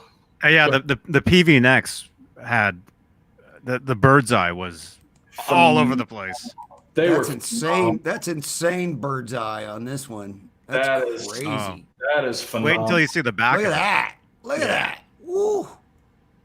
It looks like marble almost. You know what I mean? Yeah. That pickup is upside down though. They replaced the bridge pickup was replaced and the neck pickup is reversed. That neck pickup should be flipped the other way around. We'll see what it says in the description if it says what they did to it. Adjustable pulls down? Yeah. Really? Mm-hmm. Ever since the Music Man guitars, Eddie flipped his pickup around in the Music Man, and then every model since, the PVs and the EVHs have all had the adjustable pole pieces on the bottom on the neck pickups. Okay. Man, look at that. Look at the like he said. Look at the back of that neck. That's sexy. Yeah. Yeah, PV definitely did it right when they were selecting the woods on those for those necks. This guy took a bunch of pictures, man. Bless his heart. Yeah. But that neck That's is crazy. Yeah. Nice piece of wood.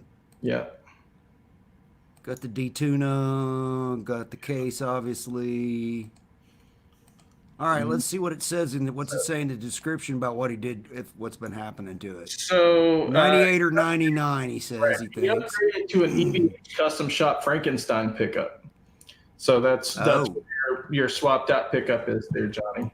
Oh, it's a custom shop pickup. It's an EVH custom shop pickup, yeah. It's the Frankenstein version, right? Which was basically, it's like the pickup that comes in like the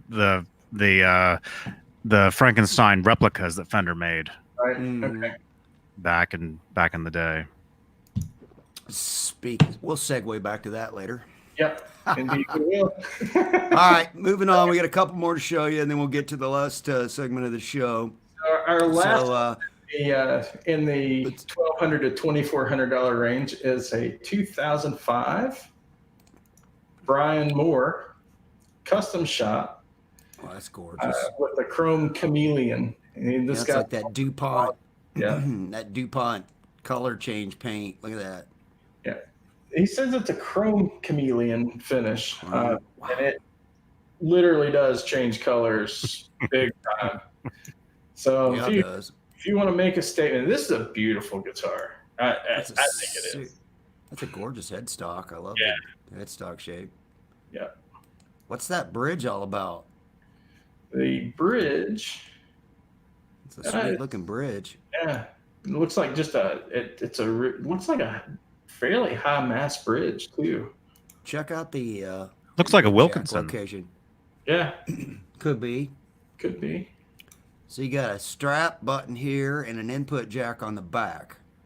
Yes, which is somewhat interesting. I can't see nice a neck joint. Enough to. I believe it is a Wilkinson, Johnny. Good call, man. Is that what it says? Yeah, good call, Johnny. Yeah. Man, that thing is sweet. So $2,000. He wants $100. Taking an offer. Where's this guy at? He's in Albany, California. Oh, that's my old neighborhood. Oh, really? Oh, I know this guy. It's where I know Albany. Yeah. So the sound guy in Albany. So yeah. See, now you said you didn't need any guitars, and now you have seen two or three. The sound guy. I wonder if I know him.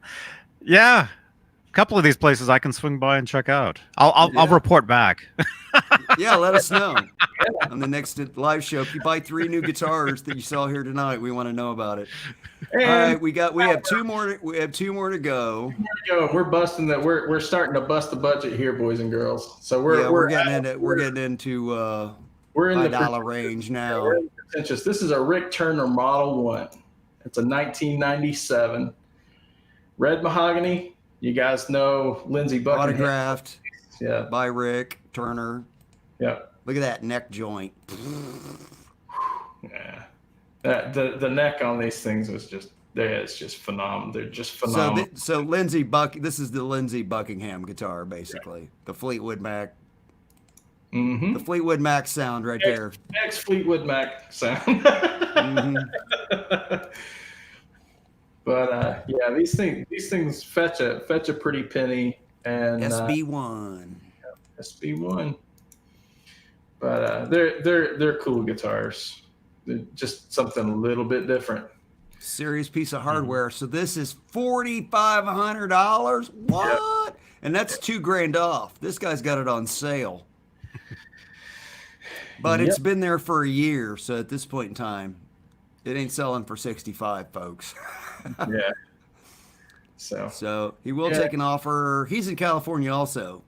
Yep, he's in Boulder Creek. Huh? Boulder Creek? Saying that right. Boulder Creek. Well, Boulder. Boulder Creek. I bet he spelled it wrong. What do you want to bet? Larry's geared the depot. If it's Boulder Creek, that's just down the street from me. He's only ever sold 2 things on Reverb, so it's probably just his house. $4,500. I gotta look at this. Johnny's like, I'm going to go down here and talk to this dude. No, it's a sweet guitar though. All right, this is the last one here is the Johnny Beane special. This is absolutely the Johnny Beane special. You ready for this, Johnny? You got your eyes on here, brother? I guarantee he's seen one of these before. Oh, I know he's seen one of these. Oh, there it is. Yeah. Yeah. Well, this is a yeah. Well, you so can. This is a lot like the Bumblebee that I saw at Summer NAMM. That somehow you scooped the planet on. You had a video of the guitar before I ever saw it, and you weren't even at Summer NAMM, Johnny. I don't know how you pulled that off. How did you work that deal? You know what I'm talking about? Yeah, the custom shop Bumblebee that was at Summer NAMM this year. You had a video out of it the day it was seen at Summer NAMM, and you weren't even there. I don't even know how you pulled that off. You have spies. Hey, this is my stuff, you know. You had insider information. Well, people tell me stuff. You know, people tell you stuff. People always tell whether I want it or not. People tell me things, and now, unfortunately, this only has 2 pictures. Why you would try to sell me a guitar for $25,000 and post that picture and that picture, and that's it? That's all I would get. Those are both generic pictures too. They're not even. Yeah, exactly. They're probably beauty shop photos from when the guitar was made. So there's 30 of them supposedly. Worldwide, yeah. $25,000. Free shipping. I would hope. This guy's in Canada, so I wonder what that is in Canadian dollars. About $40,000. Right? So there, you can tell Johnny. You can tell Santa Claus that's what. Since you haven't had Christmas in so long, you can tell him that's what you want for Christmas. You've been a good boy for 18 years. You've been a good boy this year. It'd be cool to play one. I know the guy that actually builds those. Oh, do you? You know the custom builder guy that makes the? Did he make the one that I got to touch? That I didn't get to take it off the wall because it was literally locked to the wall. Oh, at Summer NAMM? Yeah. Yeah. It was locked to the wall. You could touch it. You could feel the neck, but you couldn't take it down because somebody would have ran off with it, right? Oh, because they're probably going to sell that one. Well, yeah, they were going to sell it. Not only that, it was $25,000. It was locked to the wall. It wasn't going anywhere. Right. But that was better than in the Fender area. They had red rope around stuff. You couldn't even touch the Fender guitars. At least I touched the $25,000 EVH Bumblebee replica. So I got that going for me. Stolen. I stole that one from Crowbar. All right, we're down to the last segment of the show. We call this one, Johnny, this is called the Circuit Breakers. If you haven't noticed by now, there's a Motley Crue theme that runs through the show. Mm-hmm. So live wires, and so on, umlauts. I'm sure by now you've caught on. This is the last segment of the show. We call it the Circuit Breakers. So this is where we talk about music news and new gear info or funny, stupid stories that we just happen to see in the news that make us laugh. So, but we usually start off, we've been starting off the last few episodes with what we call All in the Name of Rock History. And Dave will take us through the rock history for this particular week. And you ready to go, Dave? I'm ready, brother. All right, let's do it. So here you go. All right, December 15th. Way back in 1955, Johnny Cash releases Folsom Prison Blues. The Folsom Prison Blues. Yeah. Was he in Folsom Prison? Prism. Was he in the prison? And that brings us to December 15th of 1974. Young Frankenstein opens in theaters. When members of Aerosmith take a break from recording Toys in the Attic and see the film, they laugh hysterically at the score or at the scene where Igor, Marty Feldman, tells Dr. Frankenstein to walk this way. Yeah, he tells him to walk this way, and then he hunches over and walks like him, right? Right. Right. And then returning to That's where the title to the track they've been working on the way back to the studio, they came up with, hey, we got to name that one riff we've been working on, Walk This Way. That's where they got that's where it comes from. Isn't that something? There we go. That's cool. Mm-hmm. And 1979 on December 15th, Pink Floyd's Another Brick in the Wall Part 2 goes to #1 on the UK singles chart. Wow. I like the writing on the sleeve for the 45. Yeah. It's like somebody took out their ink pen and Yep. Part 2. Just Yep. got to make sure it's the second half. Right. And also the same day, December 15th of 1979, the Buggles song Video Killed the Radio Star reaches its American chart peak, number 40. Oh, God, I hated that video. One in the UK. On August 1st, 1981, what else is significant about this? This is the very first video that was ever played on MTV. Oh, it is? It is. Oh, so the little astronaut guy, dun, dun, dun, dun, dun, dun, dun, and then this, that was it, huh? The video to this song was the very first video that was ever played on MTV. That's why this, in my opinion, was quite significant. So, all right, moving on. December 16th, way back in 1966, Jimi Hendrix released his single "Hey Joe" about shooting his girlfriend. One talks about a guy who shot her. I shot her. Yeah, after he caught her cheating.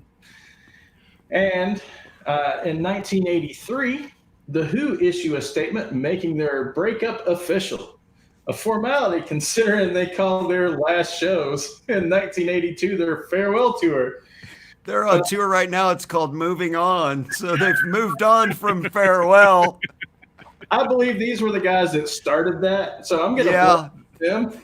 They started the endless farewell tour. And 2 years later, in 1984, Dusty Hill of ZZ Top is shot in the stomach when his girlfriend pulls off his boot and his .38 caliber Derringer falls out in discharges. That is so freaking Texas rock and roll. He shot himself with his Derringer in his cowboy boot. Way to go, Dusty. You know, the Derringer, it's such a small caliber, and it's a little bitty tiny pistol anyway. And it doesn't have a ring around the trigger. It doesn't have a trigger guard anyway. Not something you want in your boot. The bullet's not designed to exit, but it's designed to go in and bounce around and do a bunch of internal damage. But Poor Bill. Poor Dusty. Makes it to the hospital where the doctors remove most of it, but he still has fragments of the bullet in his back. Man, I bet he didn't do that again.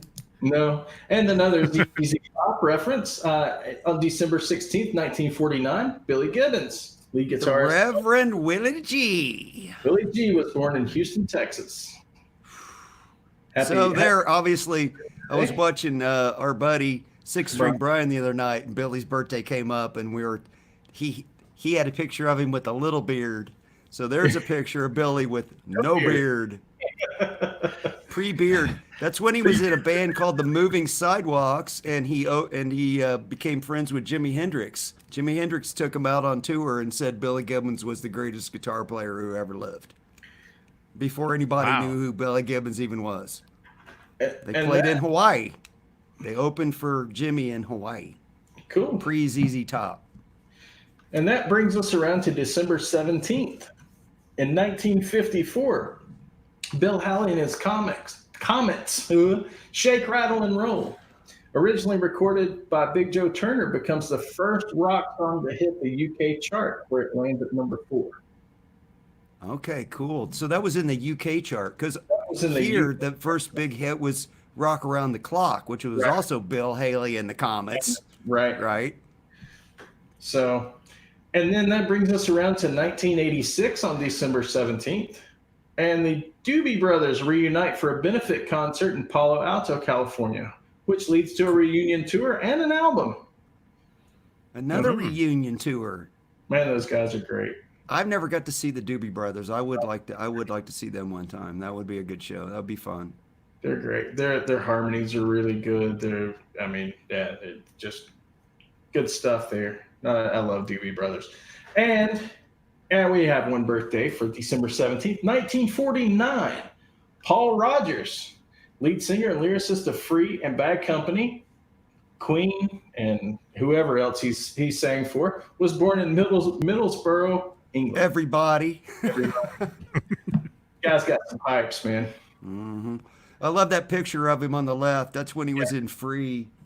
Yeah. Free rocked hard, dude. Yeah, young Paul Rodgers. Yep. And bringing us around to December 18th, which is today. Back in 1981, on his 38th birthday, we're going to circle back around to that. Keith Richards is playing with the Rolling Stones at a show in Hampton, Virginia. When a fan rushes the stage, Keith sees him coming and hits him with his guitar. As security intervenes, Richard straps his guitar back on and keeps on playing. That's so rock and roll. He cold cocks the guy. That's rock and roll right there. Have you ever? There's video of that. You've ever seen the video? Yeah. No, I'll have to find the video. That's great. Yeah, it's quick. Look how Very good quick. of the shape. I mean, look at the shape he was in. He wasn't playing back then. He was lean and mean. Of course, it's all from heroin. Right. That'll keep you lean. It'll keep you lean. And if you ain't getting your fix, it'll keep you pretty mean. Mm-hmm. So that brings us to 1998 on today. Alice Cooper's Coopertown restaurant opens in Phoenix. Try the Welcome to My Nightmare chili. Ooh. Have you been there? I have not. You been? I don't even know if it's still open. I'll have to. I'm gonna have to do some research and see if it's still a thing and go check. Look at that chili dog, man. That thing goes on for days. Good looking chili dog. Wow. It says home of the big unit, so the big unit must be the name of the chili dog. I'm hoping. Yeah. I'm hoping. I'm just. So, but you anyway, never know. So to celebrate, Alice Cooper performs with his original bandmates Michael Bruce and Neil Smith for the first time. The three have been on stage together in 24 years. So it wasn't just about the restaurant opening. It was about the Michael Bruce and Neil Smith getting together with Alice back on stage. And circling back around to the previous story, 1943, Rolling Stones guitarist Keith Richards was born in Dartford, Kent, England. This is pre-heroin. That was during the marijuana phase. that was the LSD years. Oh man, Keith, the LSD years. That could be a book title. Right. Chapter one of his autobiography, the LSD years. Across the page. It's like, I don't remember nothing, man. It's just it's like tracers is all I remember. All right. That brings us to December 19th, which is tomorrow. 1955, Carl Perkins records Blue Suede Shoes after 2 days after writing the song. How much did he get paid every time Elvis played Elvis's rendition was played on the radio? A lot, I bet. Maybe not. I mean, back then then. Yeah. Well, back then the royal, but like a penny. But a penny back then you could actually buy something with a penny. True. So who knows? And then now it's just crap in your pocket. Right. All right. Now in 1975, Ronnie Wood leaves the Faces and joins the Rolling Stones. Oh, here's trivia. Who was the lead singer of the Faces? Rod Stewart. Oh yeah, that's right. So he dumped the Faces and went to the Stones. I don't think that was a bad move. That was way better than the move Pete Best pulled. I don't know. Well, all right. Bringing us on to December 20th, back in 1967, the band Jethro Tull, named after the 18th century inventor,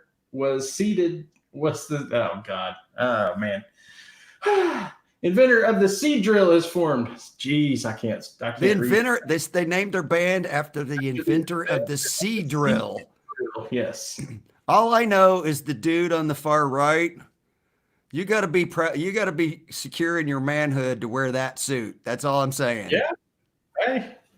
Hey, if he's comfortable with it. I don't know the one next to him with the coat of many colors there. I don't know. Well, at least he's just going with the white pants. This other guy's got the full. This guy has a tailored outfit. He intentionally got a suit that looked like that on purpose. He went to his guy and he's like, dude, you know what? I would look really good if you made me a suit that looked ridiculous. No, you know what he did? He took the curtains that his mom bought him on 1945 and took them to the tailor. He took the living room curtains down and just made a suit. All right, moving on. Poor guy we're making fun of. All right. That was high fashion in the day. I'm sure he was quite dapper for the era. 1975, Joe Walsh replaces Bernie Leadon as in the Eagles, as Walsh was previously a member of the James Gang. This is the Joe Walsh marijuana era. Probably getting into the heroin era too, cocaine era. But yeah, Joe can shred. Joe's a good show, man. I saw him recently. He was really good and funny. He's funny too. He's funny. Yeah. And in 1948, Alan Parsons was born in London, England. He starts his music career as an assistant engineer at Abbey Road Studio, where he engineers Paul McCartney's Wildlife and Pink Floyd's Dark Side of the Moon. That was not a bad gig.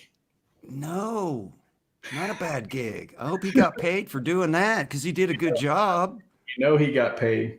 So, what was it? 784 weeks on the top 100. And then he came out with his own the Alan Parsons Project, which has got what is it? Cirrus. You know what I'm talking about. He's got a lot of cool instrumental stuff. Yeah. So, all right, keep going. And this one's not going to thrill you too much, Brian, but 1966, Chris Robinson, lead singer for the Black Crowes, was born in Marietta, Georgia. Do you want me to tell the Chris Robinson story? Hold on. His dad, Stan Robinson, had a 1959 hit with Boom a Dip Dip. What? His dad had a hit record, and the record was called Boom a Dip Dip. Okay. So I don't know that. I'm not familiar with that one, but hey, a hit record's a hit record, man. So let's go ahead and just round out the week here. December 21st. We'll save the Black Crow story for another night. Yeah, we'll do that. Right. December 21st, 1968. Crosby, Stills, and Nash perform on stage together for the very first time. Cool. Yeah. And in 1968, also December 21st, Janis Joplin makes her solo concert debut in Memphis at an event for the Stax Volt record label. The Stax House band Booker T and the MGs also play. That's Booker T and the MGs there with Janis in the photograph. Don't ask me how I was able to find that, but I was. Good find, man. There you go. And in 1991, on December 21st, Bohemian Rhapsody goes back to number 1 in the UK charts after the death of Freddie Mercury and stays there. Back to number 1. After been number 1, back to number 1. Back to number 1, where we're also talking, 25 years later? Right. 26 years later. Right. But it goes back to number 1 and stays there for 5 weeks. In America, the song gets new life the next year. So in 1992, when it's used in the movie Wayne's World. Which we parodied, which we made fun of last week. Yes. Which we stole from last week. Yeah, we did. And then in 1992, bluesman Albert King dies of a heart attack in Memphis, Tennessee at age 69. And that guy was huge. Yeah, he was. And we have one birthday for December 21st, 1943. Guitarist Albert Lee is born in, I'm going to screw this up, but Lincoln, Hertfordshire, England. Please don't crucify me too bad if I screwed that up. He worked with John Lord, Eric Clapton, and among others. That guy is a freak of a player. Albert Lee? Heck yeah, man. Now, he passed away. He's passed away, hasn't he? No, he's still going. Is Albert Lee still alive? Still alive, yeah. I met him at NAMM. Oh, you did? Probably He has 4 years ago. Okay. Really? He has a new. Does he have the? Is he got the Sterling guitar model? He's got a G&L model and a Sterling. Yeah, and a Sterling model. Okay, yeah. He has his own. I don't think it's. Is it a Sterling? It's they have a Sterling Albert Lee. There's a Sterling Albert Lee. Mm-hmm. Yeah, that guy's a freak, man. I remember now. If you guys don't know who he is, look into Albert Lee. He is an incredible player. So, and that pretty much ends out this week in rock history, guys. All right. That's a pretty good week in rock history. That wasn't too bad. All right, we got a couple more stories to share with you folks, and then we'll let you all go tonight. This next one is called Motley Workout Sellout. And it's kind of two stories in one. So obviously Motley Crue is co-headlining a tour with Def Leppard. And it's being projected as one of the biggest events of 2020. According to their manager, Alan Kovac, the Crue are pulling out all of the stops, including some of them hiring a personal trainer and nutritionist to prepare for their summer shows. Though Kovac didn't name which members were working with a nutritionist and trainer, Kovac did say, "Let's see what Vince sings and looks like when the tour goes out." So Vince is on salad. Speaking of the tour with Def Leppard, Poison, Joan Jett, and the Blackhearts, it just set an all-time record for the fastest sellout in history at Miller Park in Milwaukee. That's in Wisconsin, the stadium where the Milwaukee Brewers play. Has a capacity of 41,900. The show sold out in 2 hours. So that's pretty quick. That's pretty quick. So a lot of people in Milwaukee looking forward to the Motley, Def Leppard, Poison, Joan Jett, and the Blackhearts concert. I was looking into tickets for here, and what were they? What are the tickets run? Have you seen prices? Ridiculous. I mean, I get it. It's a loaded bill, right? I mean, you got Def Leppard, Poison, and Joan Jett. And I'd love to go, but I'm not paying $200 plus for a nosebleed. No, not nosebleed. Hmm. Not happening. And that's what they're going for. I mean, if you want wait for the DVD to come out. well, if you want to get on the floor, you're $500 a ticket. That's you're not getting anything. That's just the ticket. Well, and the problem is when you see 4 bands, you're going to get greatest hits. You're going to get an hour and 15 from Motley, an hour and 15 from Def Leppard. You're going to get 45 minutes out of Poison and a half hour to Joan Jett, and then you're in traffic. Right. Right. Well, and you know, if you wanted to do like the meet and greets. So if you want like front row or second row with a meet and greet with Motley Crue, you're going to spend what I tell you, Brian, $4,500 a ticket. Oh yeah, it was crazy money. So Wow. Yeah, they're going all Kiss on us. Yeah, they're cashing in. Hey, might as well. I mean, if people are willing to pay it, might as well. You know what? They'll sell every last one of them. That's why they can do it. That's why they do it. How they do it. All right. You ready to move on to the next one? Yep, I'm ready. This is a pretty good story. This is John's pretentious shades. John Lennon's green sunglasses sell at auction for $183,000, and we thought the Kurt Cobain sweater was bad. But the Did you hear about the Kurt Cobain sweater, Johnny Beane? 350 grand or something. The sweater he wore, the green nasty cardigan he wore on the MTV Unplugged Nirvana thing from way back in the day. It just sold for almost 400,000 grand. Yeah, he bought it in a second-hand shop and then wore it. Yeah, he got it secondhand in like a Goodwill shop for like it had like holes in it and missing buttons, and big crusty stain on it. 400 grand. And John Lennon's sunglasses just sold for 183 grand. 183K at Sotheby's in London, and was expected to fetch between $8,000 and $10,000, which they seem to, between Sotheby's and Christie's, they seem to lowball the. I guess. But anyway. John's pretentious shades. Yeah. And they're broken, by the way. If you look closely, they're actually broken. They got sat on, and he never got them fixed. That's part of the story. I wonder if that's his prescription still. I don't know. Could be. Supposedly they're all original. All right, next one. Moving on.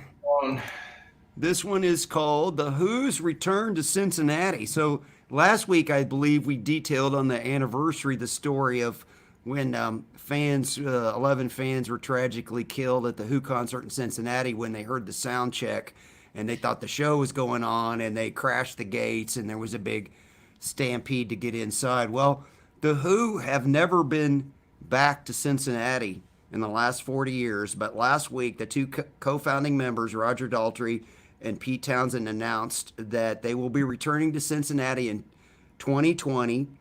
They're going to play at an arena that's only a few miles away from Riverfront Coliseum, which no longer exists. That's where the Cincinnati Reds played their baseball games. That's where the tragedy happened at. So ahead of the concert announcement, Daltrey said he is, throughout the years, he's visited with family members and some of the victims that survived. He's been in contact with these people throughout the years, but they've never played a show there. So he's really kind of happy about going back to perform in Cincinnati. He says something they've been thinking about for a long time. So it's going to be on April 23rd at the BB&T Arena, part of the Moving On tour, and they're going to take a share of the ticket sales, and they're all going to be donated to Memorial for the Victims to go to their families, and also for a college scholarship at one of the schools in Cincinnati. So I thought that was pretty cool. So the Who's coming back and doing a show finally after 40 years. So that's kind of cool. Yeah, that's really cool. Really cool. This next one's kind of a funny, elated and then deflated story, right? So it's called I'm Rich and I'm not rich. A Dallas woman discovered that her bank account had more than $37 million in it, but it turned out to be a clerical error. Rush Balloon said she checked her account balance at Legacy Texas Bank and was shocked to see $37,203,337 in the account, and she couldn't explain it. She was like, "Wow, we have a lot of money." And she told her husband about the mysterious misfortune. He called the bank, and evidently it was a bit of a clerical error. And I wouldn't have called the bank. I would have just cashed out and moved to like Buenos Aires. I'd have been down at the ATM machine. So evidently, it was put in a briefcase. It was a foreign currency deposit that was made into her Legacy Texas account. And due to finders keepers, man. Right, due to the fluctuation in exchange rate, all foreign currency transactions must be manually entered. So when they did the manual entry, so she sold like a doll to somebody in China, and it came through as 37 billion yen because they too many decimal points. And wow, yeah. So she didn't get to keep it. No, she did not get to keep it. I'm rich. I'm not rich. She did take a screenshot of it so she could say, "I was once a millionaire. I was rich for about till my dumb husband called the freaking bank." What were you thinking? All right, this is the last one, gang. So last week we showed you the ugly metal sweaters, metal bands with ugly Christmas sweaters, like the Guns N' Roses, where it said, "Welcome to the jingle," instead of right. So you'll have to go back, Johnny, watch the end of the show last week. So this week we have a story called "Utterly Ridiculous Ugly Sweaters," and this is a story about a lady who lives on the island of Jersey in the English Channel, whose photographs of her cows that she made Christmas sweaters for is going viral. She got in the holiday spirit early and made all these festive Christmas sweaters as part of a tourist promotion for the island of Jersey, which is actually near the French coast. It's closer to France than it is England, but it's in the Channel. So the cows that she made the sweaters for, their names are Carol, Holly, Mary, Nicole, and Mariah Dairy. See what they did there? Mariah Dairy. This poor lady has way too much time on her hands. So the custom made festive sweaters were all made by Becky House, and each bovine has his own personal fitted tailored sweater. Now, as ridiculous as that may seem, we did find some other ugly cow Christmas sweaters. The only difference is these are actually made for human beings. So if you're into the utterly ridiculous ugly Christmas sweater, we have obviously this fellow here who is impersonating a reindeer. You can get that one on your sweater. We have this guy who's obviously wearing an ugly sweater on an ugly sweater, which is somewhat interesting. Kind of has the Stan look there from South Park. Yeah. And then, of course, we have Not Today Heifer. Oh, I love that. That's great. Right? Yep. Can't celebrate Christmas without that.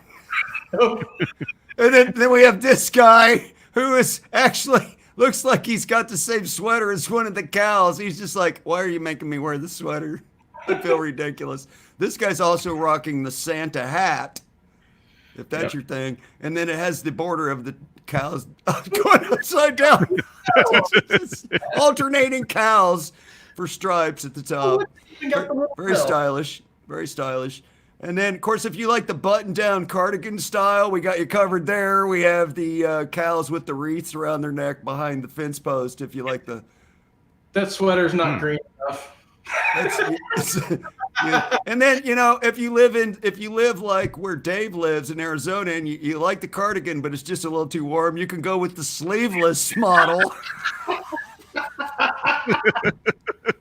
Oh, that's the worst, man. So those are the utterly ridiculous, ugly Christmas sweaters. So that pretty much rounds out the foolishness for tonight. That's cool. I would wear those on the segment. Yeah, I mean, what the hell? Except for the sleeve. Except for the sleeveless one. Hey, yo on that one, man. You're totally on your own on the sleeveless sweater. Well, at least know this: those sweaters are all less money than what that one dude paid for Kurt Cobain's "Nasty" with the cigarette burns in the crusty pocket. So, exactly. Yeah. So that brings us. That brings us to the end of the Circuit Breakers, and pretty much brings us to the end of the show. So, Johnny, thanks so much for coming on our silly little show, and we got to know you a little bit better, which is what our show is really all about. So we really appreciate you coming on, and we hope you had fun. And next week, we'll remind everybody, next week is season 1, the first 20 shows will be a greatest hits show. So we'll be doing a premiere. It'll be 9 p.m. Eastern, 6 p.m. Pacific, 7 p.m. Dave's wacky time, and so Mountain Time. Even though you're not in the mountains, you're in the desert, but whatever. Hey, so desert time. Excuse me. I look at the mountains every morning. Oh, you should have seen the sunrise this morning. You've been sending me pictures. I know it must suck. Plus, it's not frozen there.